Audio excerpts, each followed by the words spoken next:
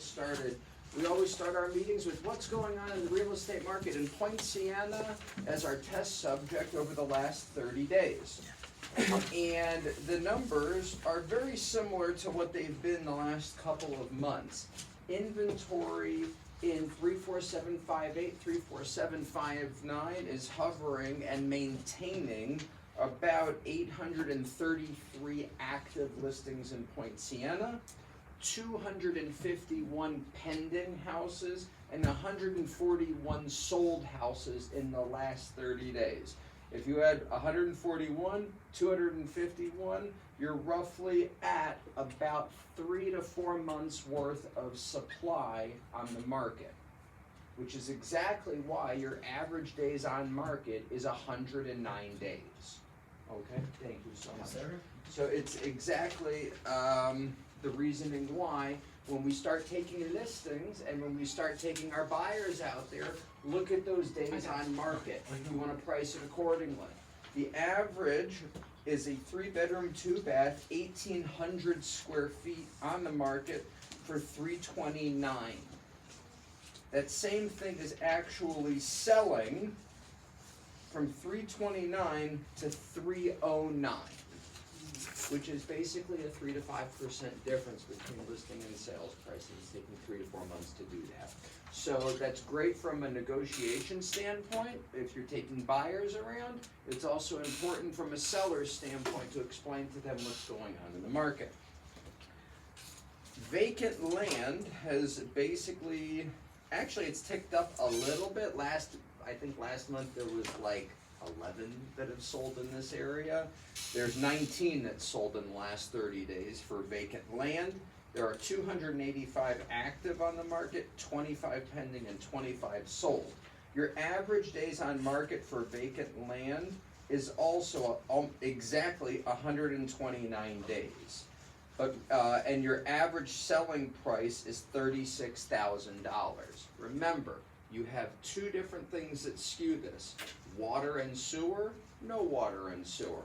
Water and sewer is going to be about $50,000, $60,000, probably closer to the $60,000, $70,000, and no water and sewer is dragging it way down to $20-some-odd thousand. I've even seen them in the teens.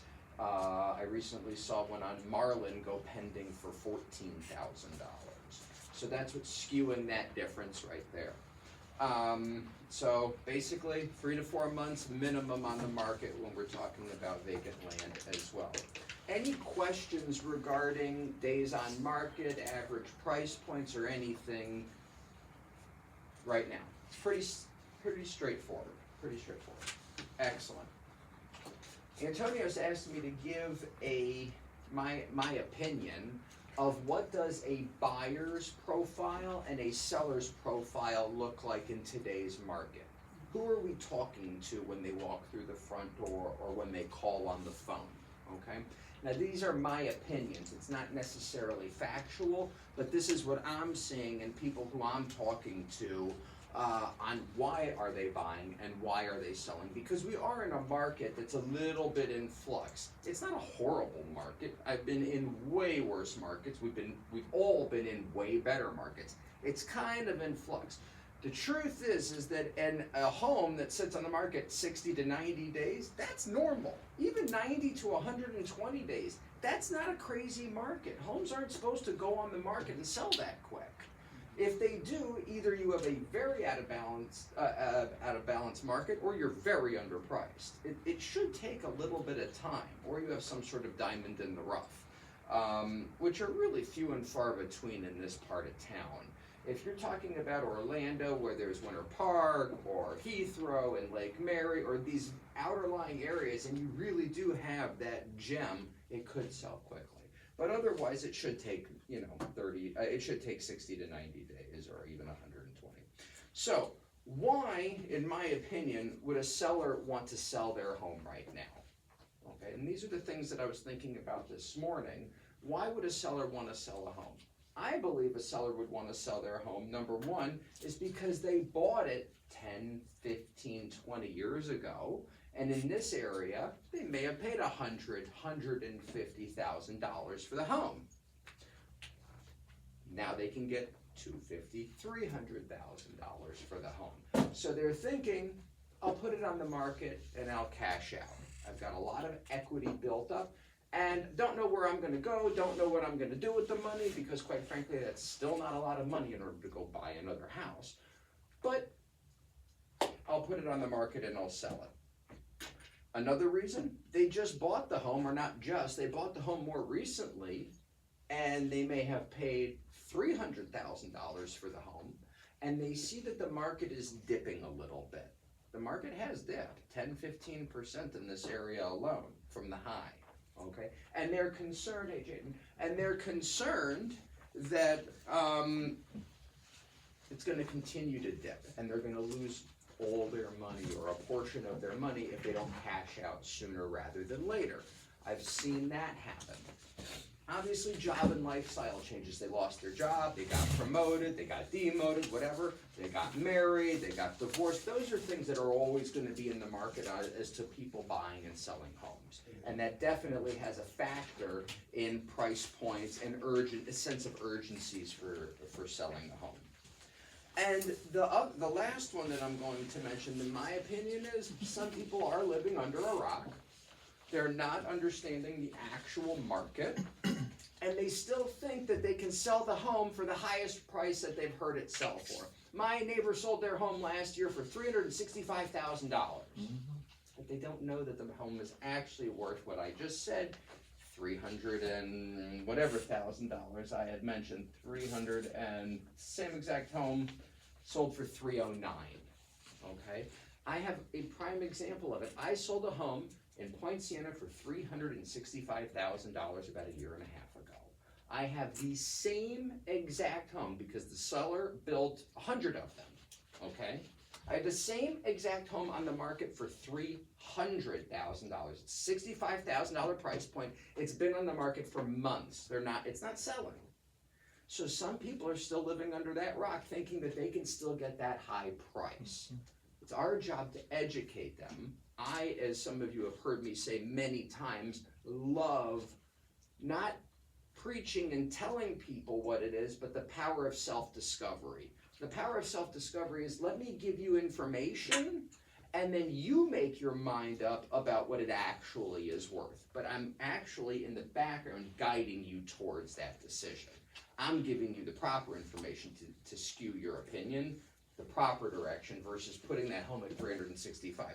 No seller is going to be reducing it down to $300,000. It's too big of a margin. They might come down to $355,000, $345,000. It's very hard to come down over 30%. Okay, so 20–25%. So keep that in mind. We want to steer them in the right direction. I know you can't use the term steering for those of you that are in class, but it's not steering them into a specific property. It's steering their mind frame about the concept. Okay, that's a very different situation. What are sellers realizing? So that's why they might be selling right now. Okay, what are sellers actually realizing? Days on market are up. Okay, now my new best friend ChatGPT, I went and searched it this morning to see what are the average days on market. Okay, in Orlando and in Point Siena. And this is exactly why our profession will never be replaced with a computer. The average days on market on ChatGPT is 86 days in Point Siena and 72 days in Orlando. Well, I just told you the actual MLS numbers in this area is 129 days. I have this, MLS does the stats right there for me. Okay, this is why the Zillows, they're great, but the numbers are not generally as accurate as we can do. They don't know what the inside of the house looks like. They don't know that the home has just been renovated for $50,000. They're basing it off of, it's a 3-bedroom, 2-bathroom house, 1,500 square feet. That's what the neighbor's home is, but their property's from 1980s vintage, not updated. This is why we won't be replaced, because our numbers are still going to be more accurate. There's a human side to it. Anyhow, so they're not realizing that it's taking so long to sell the home. Okay, the homes are selling for 3 to 5% below list price. That doesn't mean that if I put that $300,000 house on the market, that doesn't mean that it's automatically going to sell for 3 to 5% lower than list price. This is taking into account the people that overpriced the home for $365,000, and that's also skewing that number. Does that make sense? So it's factoring all of this into it. You could price the home perfectly and you actually get full price. Don't misunderstand that it's automatically below whatever it is that you list. Some homeowners, and I hear it a lot, I hear it in the management side, they want to put their home up for sale. Okay, no problem. It's not selling. They tell us, take the tenant out of the house, we want to sell the house. Well, I wouldn't really do that right now, but okay. And what they're realizing is they're 3 to 4 months on the market, they're not getting the rental income during that time frame. They're still having to pay property taxes, which are coming due in a week and a half. Their insurance payments are still due. Many of them still have mortgages on it. So now they're not getting the rental income to help pay for all of that. Okay? They're not realizing all of that. So they're unable to sell it as easy. So now a lot of people are saying put it back on the rental market. And we are actually getting quite a few back that went out. Okay? Can't sell it. We're also telling our owners the very same thing. Before you have us non-renew your paying tenant, be cautious, this is what to expect. So sellers are starting to realize this as well. But on the flip side, you are still getting a lot of people putting homes on the market with high hopes, and then, which is also putting it on the rental market, which is now drastically saturating the rental market, which is why you see our rental list so darn long. Okay, there's a lot of supply with regards to rentals. So anyhow, any questions on how I kind of view the seller side of it? No? Remember, these are my opinions. These aren't necessarily factual. They're more of what I deal with on a day-to-day basis. Let's look at a buyer profile now. Who's buying homes? Okay. As always, as I said before, the same reason that people are selling, lifestyle changes. People got married, they want to buy a house. People get divorced, they want to buy their own home now.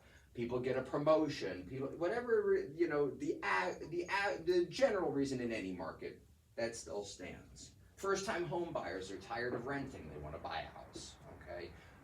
They just become of that age, and all of a sudden, all their friends are buying homes. They do it that way. Some people are feeling that the market has softened from that 365 to the 300. It is now a little bit more affordable for them to be able to purchase that home.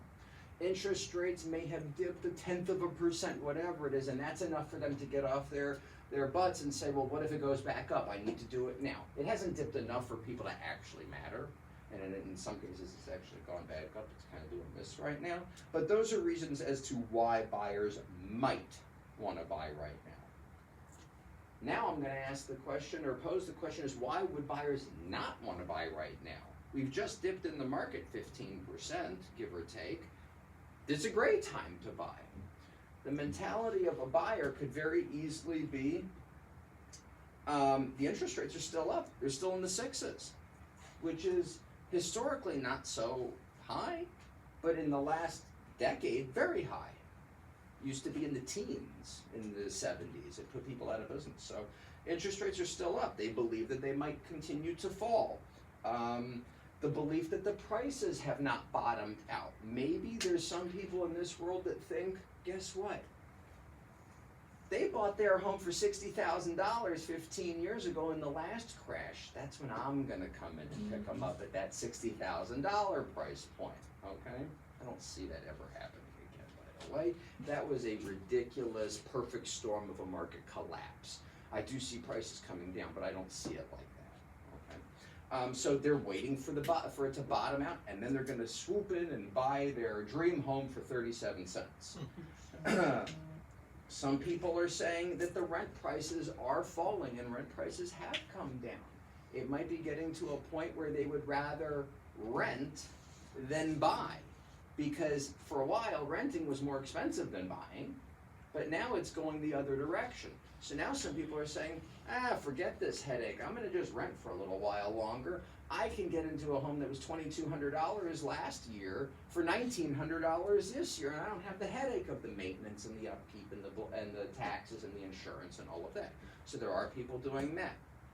And then the last reason people are not buying, investors. Investors are not buying right now. I'm gonna pick on Wilma for a moment. It's actually not on Wilma, it's a situation that Wilma has been dealing with, okay? Wilma has a listing, and I'm not gonna go through the whole history of the listing, but she did approach me because I love buying property. She approached me several times. Jacob, you take a look at this listing. Okay, take a look at this listing. What would you offer on it? What would make sense? Okay? I'm ad-libbing a little bit of it, but you get the point. So I looked at it, and in the height, what was the height it could have gone for? 250. No, it was maybe even a little higher. 260, 270 in the height. Maybe not 270, 260 in the height. She's not that far off, actually.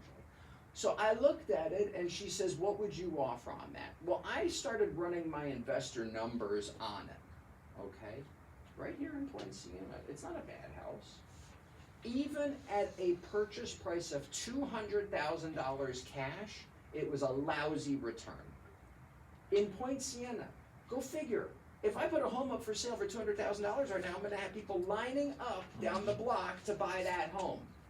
As an investor, it stinks. It was less than a 4.3% return.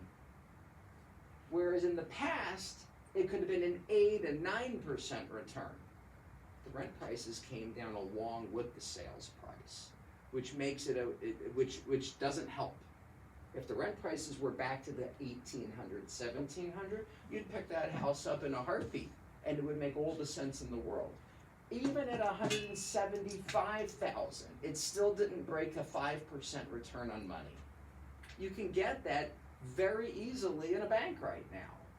Maybe not in a bank, in a CD, whatever it is. There are easier, safer ways to make that return on your money. Okay? You don't have to worry with the tenant. You don't have to worry about the taxes. You don't have to worry about if they're going to set the house on fire with insurances. You don't have to worry if they're going to pay their rents or not. So the whole point of me telling this whole story is it's not a good time for investors to get into the market. If you have an investor and they want to buy a home, okay, fine, whatever. Maybe they're hoping that they're not going to make the money on the rent, but they're going to make the money on the appreciation in a few years. They can pick it up for 180, and now it's worth 225, 250. Okay, that's a different type of investor. But if they're looking for that monthly paycheck, it's a garbage investment. Okay, that's why you're not going to see a whole lot of investors in the market yet. Any questions on profiles of buyers and sellers, or my thought processes behind it, or any of my little math? No. Makes sense. No. Okay, so that's the whole point of this, is to try to align your thinking with who you might be looking at the other side of the table or over the phone. Okay, or speaking with over the phone, and what their motivations would be for it. Very good. Okay, moving right along, or anybody online, where's online? Yeah, we got right Ed, Gabriella, Kalia. I'm not sure who's representing Kalia here, but we also have Steve Friedland. Could be Kayla. But I think we're good. Okay, cool. So if they have any questions, just put your hand up, Antonio, so I'll get to you. Okay, so that's all about the profiles of a buyer and a seller. Now I want to segue to MLS listing compliance and submission guide. I put together a one-page, and I'll send it out to everybody. Antonio said we could send this out to everybody later today who's on Zoom. Gotcha. I'm gonna. I wanted to do a little training on dates, specific, concrete dates when it comes to putting properties on the market. Because the rules have changed a little bit with regards to offering the compensation. That doesn't change how many days you have to put it on the market and changing it in from active to pending and everything. But there is a delayed distribution law that about a month and a half ago came into effect that I want to explain to everybody, and the pluses, the minuses, the pitfalls, and the forms that need to go along with it. So we're going to take a step back and go directly to the basics of listing properties for sale in the MLS. There is a 5 business day rule. What is the 5 business day rule? Antonius goes out to a seller, he goes out to the home, and they sign a listing agreement. He has, by law, through MLS and Code of Ethics, or whatever it is that you want to call it, 5 business days to place that listing on the MLS. Okay? Fine. And guess what? Don't post date your listing agreements for 2 weeks from now as the start date. That's not the way to do it. There's another way to do it. Put your start date and your end date there, but you have 5 business days to get that listing in the market. That does not include holidays and weekends, okay? Business days. There is a 1 business day rule. So the 5 business days is one thing, but there is a 1 business day rule. The moment you start advertising that property, advertising is if you place a sign in the yard, a for sale sign in the yard, if you start posting it on social media, which I'm hoping everybody is doing, hey, this is Jacob, I'm over at 123 Main Street, I just want you to see my new listing. That's advertising it. If you put an email blast with flyers or anything about this, any form of advertising to the public, your 5 business days goes away. You have to have it on the market within 1 business day of you doing all of that. So please be careful. You go out to the property, and I've done this mistake. I went out to a property to list a house, and I took a sign with me because I'm that confident. Okay? Stupid, but that confident. So what does that mean? I'm going to get that listing agreement today, and I'm going to take the sign, I'm going to take the lockbox. I get my listing agreement, I plant the sign in the yard, and then I don't get back quick enough to the office within 1 business day to list it. People are driving by the home, okay? Hey, I don't see it on the market. They'll call me, I don't see it on the market. You got to make sure that the moment that people can see it, that they have information and places to go to find it. Okay, 1 business day. Another example of where that can go bad is you go there with the sign, you go there with the lockbox, you go there with the listing contract, and all of a sudden they sign it, we're good to go, I put the stake in the yard, and then they say, oh, Jacob, by the way, please don't put it in MLS yet, I just have to paint the front door, I just have to get the house cleaned or whatever, put it in, give me until Friday, and today's Monday. You've just violated everything. Okay, you have to make sure that if people can see it as they drive by or on your social media, that they have a reference of where they can go and start investigating the property and see the details on this, that, and the other. So 1 business day. Exclusion forms. If the property will not be marketed publicly, submit one of the followings. So this is where you start to get into how do we do the workarounds. Don't post date or predate your listing contract. There are, I don't think I printed them out, that's disappointing. There is a specific yeah, where is that? Did I not put that out? Is it this? No, thank you, Wilma has it, it's okay. So there is a specific form that is the Stellar MLS listing update form, the status change form. This is where where your sellers sign off on any changes that can be made. It's a catch-all form, okay? So on it, it has the basic information. If you ever need to change your price from $300,000 to $295,000, use this form. It's that simple. They sign off on it. It's legit. If you have to put it back on the market, the moment that you go from pending to sold, or from pending back to active, they really should be signing off on this form. When you go from active to pending, they should be signing off on this form. Anytime you make a change in MLS, you're technically supposed to use this form, okay? So, any type of change. Same thing with status change for temporary off the market and status change to withdrawal. This is the catch-all. So if you need to make that change, you can go ahead and use that form. Now, why am I bringing that up? Because you can also use that form with delaying delaying it into MLS. So, listing date today, can't put it in for a week, you're past the 5 business days, you can use this form so that all parties acknowledge that it's not going to be listed until such and such time frame, okay? The reason why you don't want to delay getting that listing contract, don't ever delay getting a listing contract. Get them to sign it, because then you know they're coming back. But if they say, come back in 2 weeks, my house will be ready, I'm good to go, how many other agents are gonna show up between now and then to get the deal? Once you have the deal, all agents have to say, have a good day, good luck. If it doesn't work out, give me a call. So that's why you don't want to post date. That's why you don't want to delay getting that contract. Get that listing contract and then put in writing as to exact dates as to when it's going to hit the market if it's not within the 5 business days or the 1 business day rule. Okay? Any questions about any of that as of right now? Okay. Moving, we've discussed the status change. Now, if you're going from active to pending, they have to sign the form. You have 2 business days to update it in MLS. Okay? I don't like that. I don't like that. Because if you have a hot listing, people are going to call you nonstop. I need to show the house. Okay? But we actually already went under contract. You're going to annoy a lot of agents if you don't put it pending ASAP. Put the shoe on the other foot. How many times have you went out to go show a property that was going to be going under contract or that went under contract?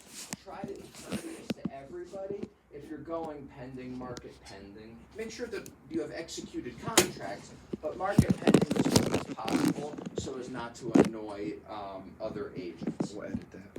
Sold, I don't care as much about because nobody's looking at pending homes. They claim, and they are right, you have 2 business days to mark it as sold from pending. That, if you need to take the 2 days, take the 2 days. It really doesn't take but 3 seconds to change your statuses, but that one is less important with regards to not annoying other agents, okay? Price changes, expiration date changes, and other updates must also be made within 2 business days. If you got your price reduction, you should be doing it within 5 seconds of your price reduction in this market. Why do you want to sit on it for 2 days to hopefully get a buyer? Get it in there as quick as possible. Okay, the last is on number 5 that we're going to discuss, and that's other key time frames. Delayed distribution listings and entry-only listings, sold data. That's the last one. We're going to start with that one first.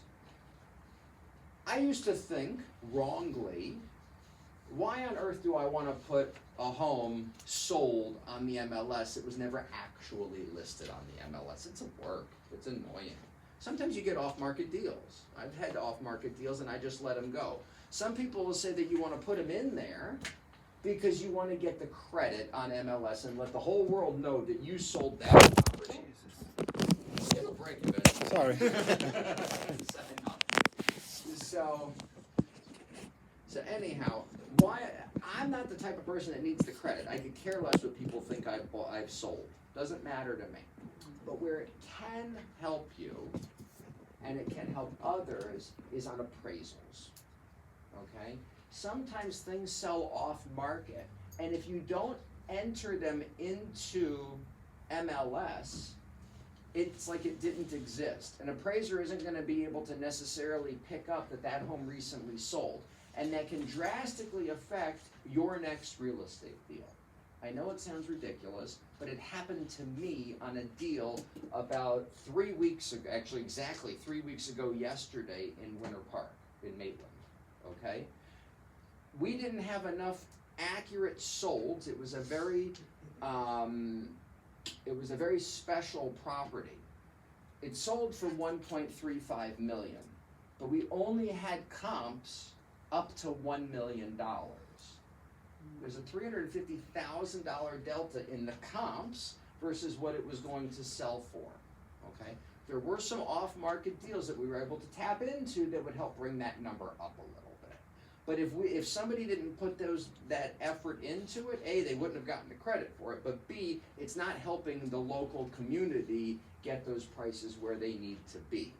Does that make sense and everybody knows when you go to MLS, you go to input, there's the rentals, the sales, the vacant land, commercial leasing, commercial sale, and then there's the sold data entry. It's pared way down. It needs one picture, almost no descriptions for it whatsoever. It's basically what did it sell for? Were there any concessions being paid? Rather than it taking 20 minutes to do the listing, I think it took 5 minutes to do the listing. So it's not, like I say, originally I thought it was useless. It's really not so useless. Go ahead and get your credit and help out the comps. Because not only did it help that one go up in value, but it'll also help them if they come down in value. Okay? All right. The next that we're going to discuss is delayed distribution. About thank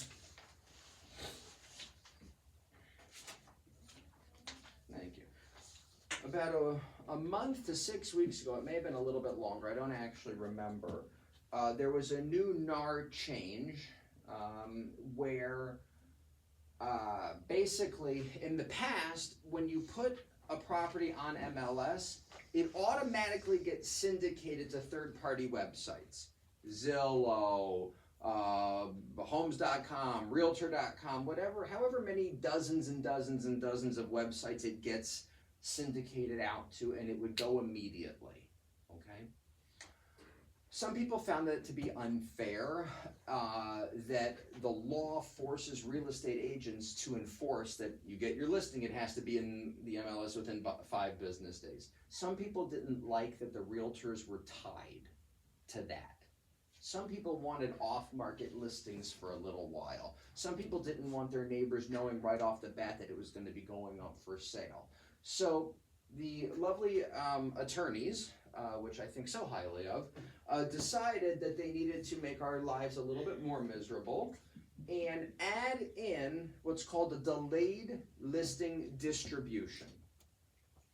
Automatically, all brokerages in the state of Florida had to either opt in or opt out. They automatically opted you into this situation where I list a home for sale today, it automatically defaults to, it'll hit the MLS, but nowhere else, no Zillow, no Realtor.com, nothing where a public person could see it for 5 days or a date thereabouts.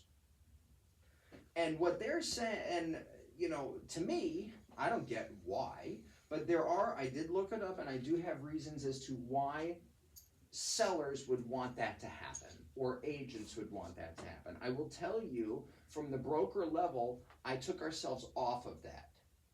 It automatically defaults to it gets listed immediately. Now you as the agent can uncheck that, but when I want to list a home, I want to sell that home the next day or the same day or thereabouts. I don't want to wait 5 days for the public to see what's going on. But here is, I'm going to read to you what my notes on the delayed distribution. Okay. The listing must be entered into the MLS within the required time frame, such as the 5 business days of the date of the contract, even if it's not publicly available. Delayed public access. The listing is held back from public sites like Zillow or Realtor.com and the IDX feeds for a specific period, usually 5 days. Only agents can see it. Agents in this office or outside agents can see it. They can see it through MLS when they go and search for it. Okay, nobody else. This is the seller's control. The seller and listing agent can market the property privately during the delay, such as on our website or through one-on-one communications. The seller has to sign a waiver that states that we are doing it this way, we are delaying the distribution of it, which means you're really delaying getting your home sold for the most part. They have to sign off on that. Oh. There's a form, it's in your packet, I'm gonna go through that. Why would a seller choose this? Number one, a higher profile individual that doesn't want a bunch of nosy neighbors looking at their property. Okay? It doesn't necessarily have to be the President of the United States or a basketball person or a sporting person or an actor, because we're not gonna see those in these parts for the most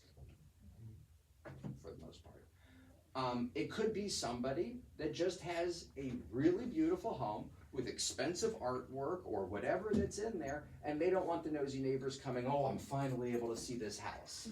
Okay? It does happen. Okay? It happened to me one time.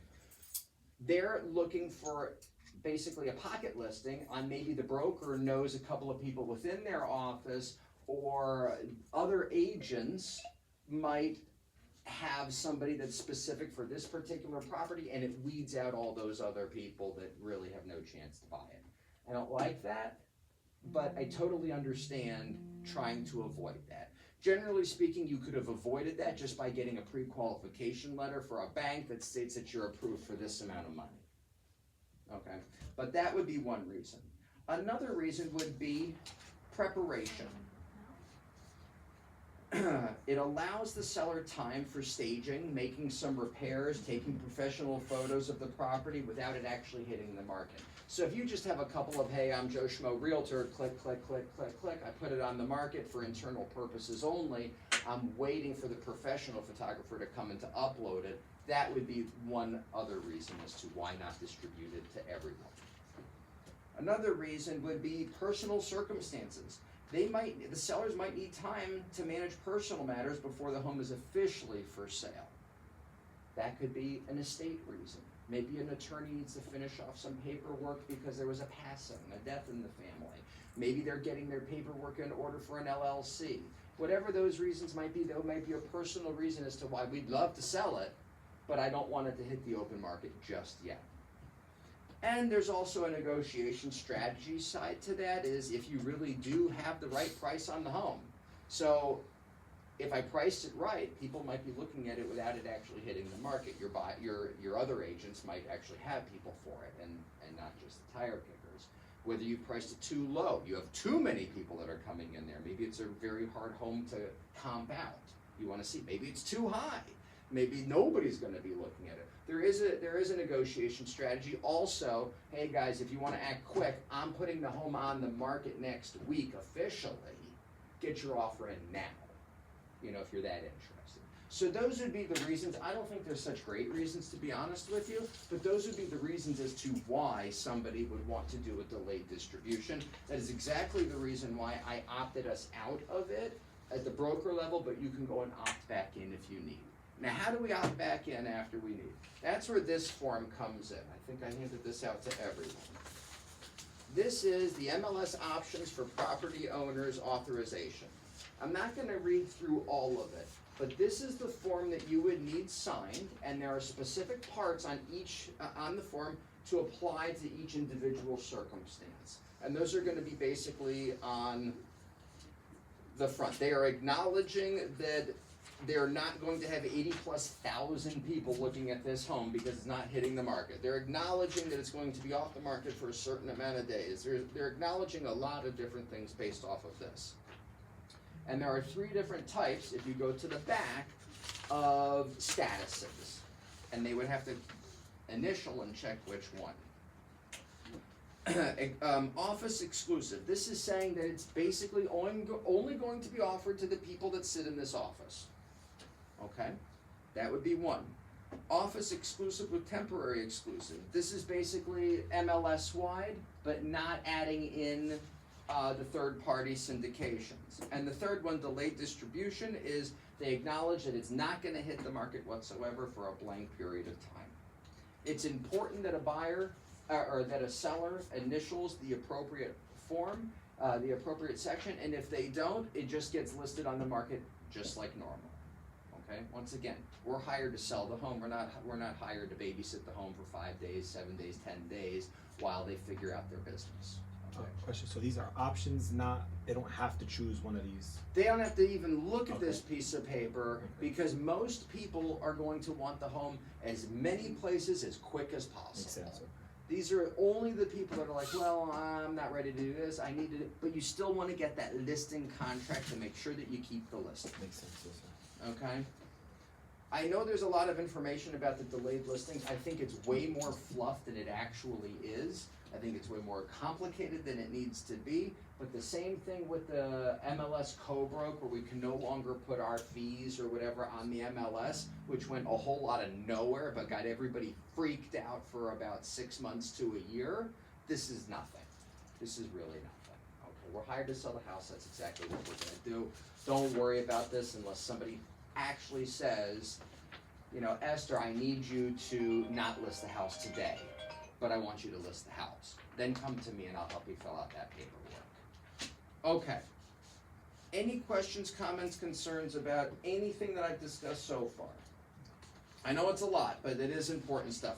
Personally, this date and timeline stuff, I don't know if you wanna hang it up in your office, commit it to memory, but this is actually rather important, and it's taking dozens of pages of the code of ethics and the stellar continuing education and condensing it down to one piece of paper, okay?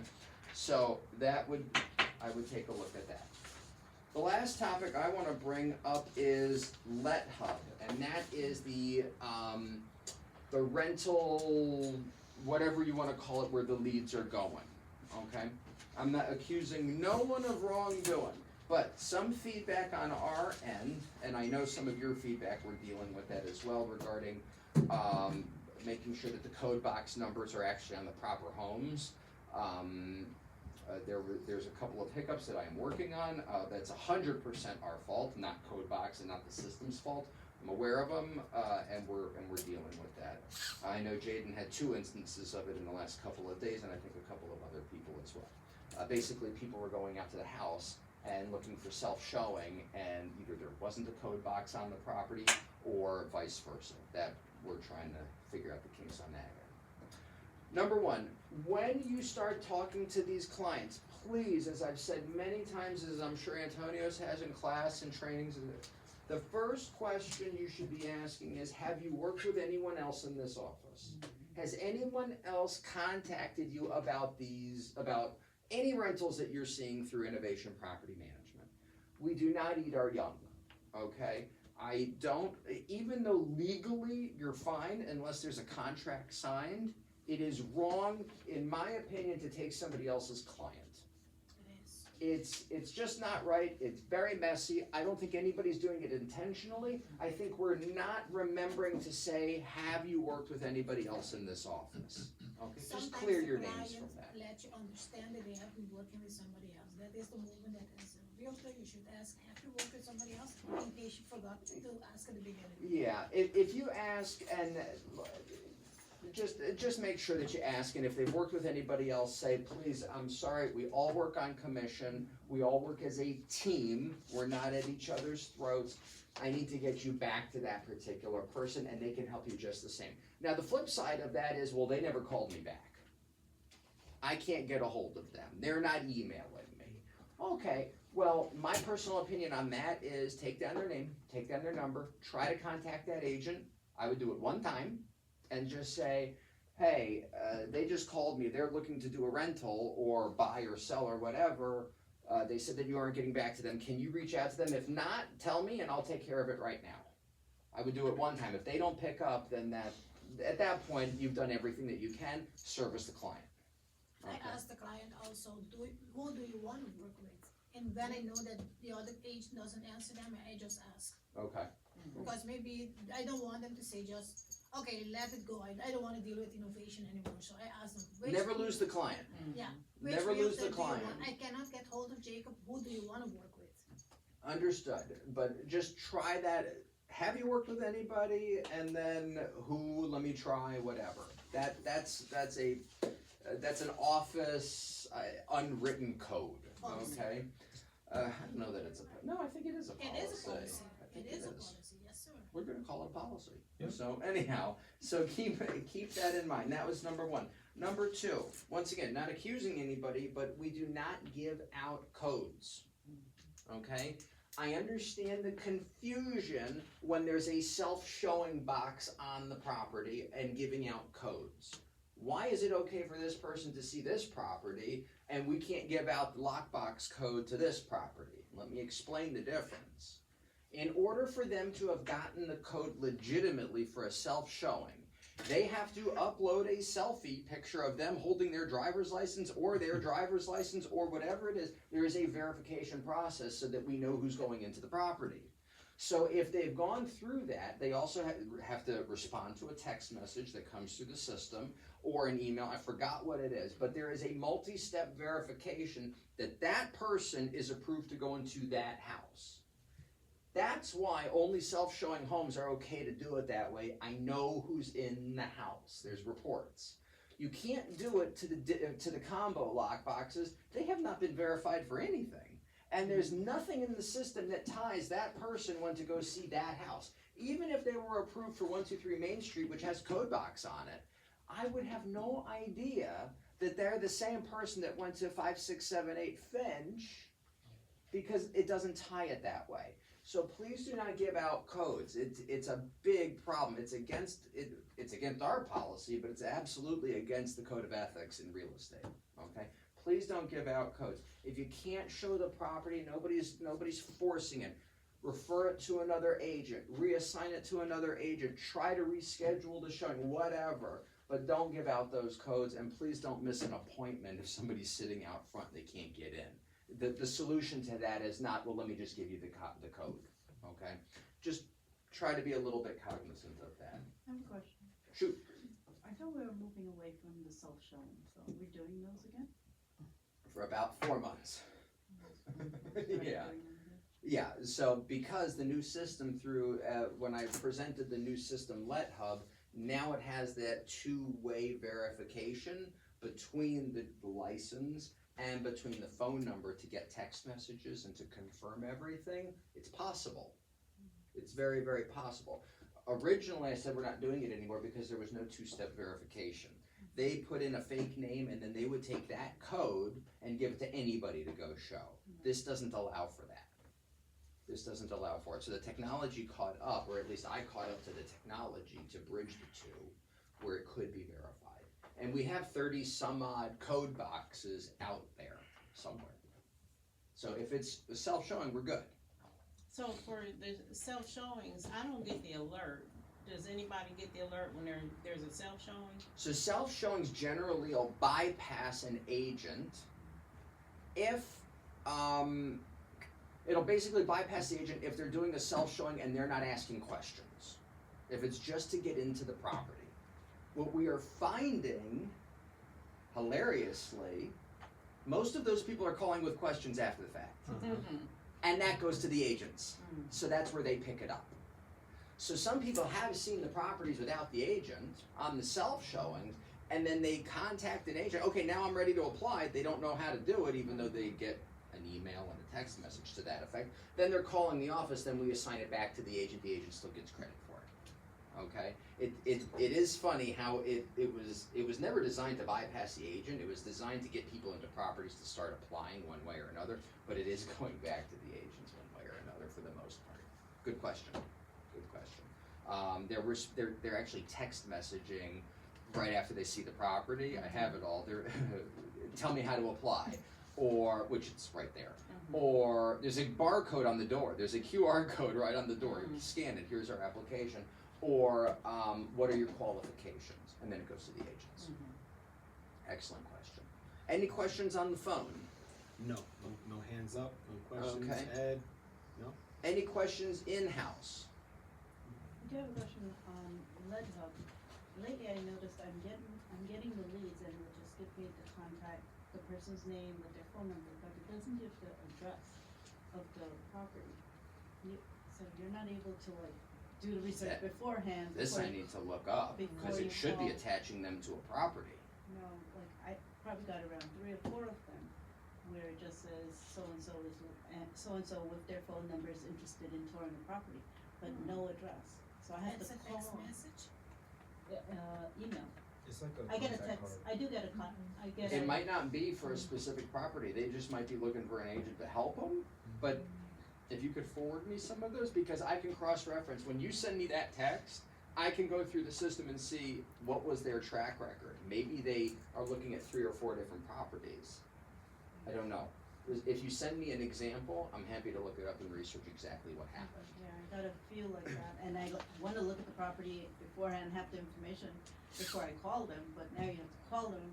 And then when you call them, they may have been looking at a few properties already, so they don't know which one I'm calling about. But the power of stupidity is incredible. So, and what I mean by that is that could work to your advantage. Okay? Sometimes they're gonna call on 230 Cobalt, okay? And you're gonna give them that address and you're gonna say, well, that property, I'm not saying you, but somebody would say, well, that property just got an application, thank you, goodbye. Or, you know, that property is a 3-bedroom, not a 2, okay, thank you, goodbye. Whatever it is thank you, goodbye, that type of thing. Whereas, hi, this is Debbie with Transcend Realty. I saw that you were interested in a rental home of ours. By any chance, do you remember that address? Because we have several. We have several that can fit your budget or needs or whatever. So depending on how you change that, by the way, conversation, you might be able to get them to a different property. So I totally understand what you're saying, and I have to figure out exactly why, but it should always be, and we have others. If that kind of helps out a little bit. Excellent. That's all I have for today. I just wanna add 2 little pinpoints, to that specific right there. Yeah, I've had calls, they're like, hey, I'm calling about 240 Cobalt. No, thank you, goodbye, don't do that. Saying, well, listen, this property's pending, if you found out it's pending. But let me show you other properties, cause you're opening the door to still get some of that commission on Use another that on your property. sales market too. You know, well, that one went pending. Oh darn. Or I get them. I do get them all the time. I saw the sign. How much is this one listed for? It's listed for $258,000. Great, thank you. Well, wait a second. What are you looking for? Don't ever let that click. Keep asking. Well, what is your price point? How many bedrooms do you need? Because that's one house. I got 823 on the MLS I can show you that are the same ones. Yeah. Let's work on that. Don't let that phone click until you really can't go anywhere. One other example, they were calling me on my listing on 1106 Greenkeep. It was an investor. He's like, hey, is this property? I was like, no,